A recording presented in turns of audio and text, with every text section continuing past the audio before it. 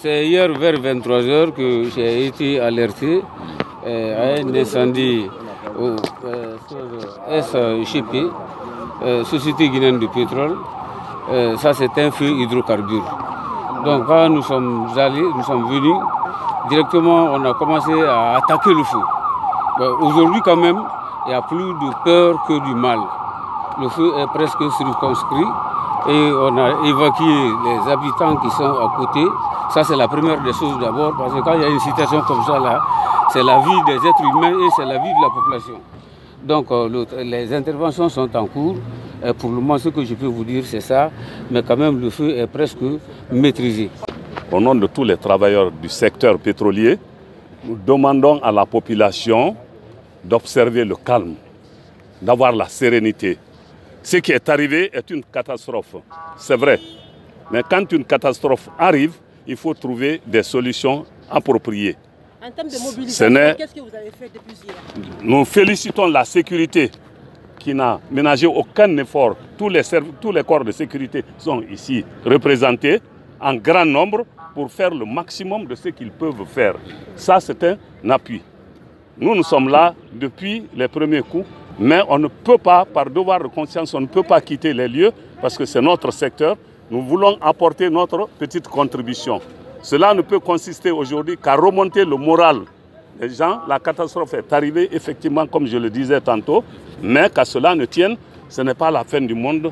Malheureusement, c'est arrivé à nous, ailleurs ça arrive, mais les gens gardent la sérénité, le calme, et ça ne fait pas l'objet de quoi que ce soit, de mauvaises interprétations. Pour le moment, qu'est-ce qui est en train d'être fait? Nous sommes en train de réunir tous les acteurs du secteur pétrolier pour gérer l'après-crise. Parce que c'est ce qu'il faut gérer maintenant là.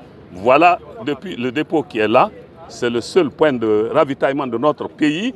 Donc quand ça s'arrête, il faut que les Guinéens soient courageux, que nous soyons courageux et de surmonter cette petite difficulté. C'est anticiper de donner des raisons de quelque origine que ce soit dans l'état actuel des choses. Il faut qu'on attende que les investigations se fassent parce que l'incendie peut avoir plusieurs causes. Il ne faut pas s'accrocher à un détail et laisser un autre.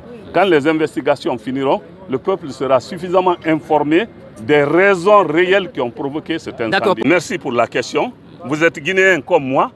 Nous connaissons tous la réaction que nous avons quand il y a des situations de ce genre.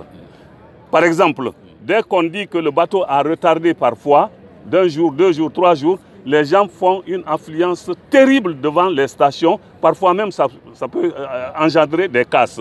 Et certains veulent venir avec des bidons pour aller trafiquer, etc., etc. Pour éviter cette catastrophe, on a dit d'abord d'attendre que tout le monde reste à la maison. Donc, il n'y a pas besoin d'utiliser le carburant parce que quand on vous dit restez tranquille pour le moment, vous restez tranquille à la maison. Le gouvernement a pris de très bonnes dispositions. Les écoles sont fermées, le travail est arrêté. Et tous ceux qui doivent bouger sont demandés de rester sur place. Naturellement, vous, la presse, vous avez bien fait de venir pour que vous puissiez relayer les informations, donner aux populations l'information nécessaire pour maintenir le calme, la tranquillité et la quiétude sociale. Pour le moment, nous allons nous retrouver et prendre les dispositions pour gérer la suite.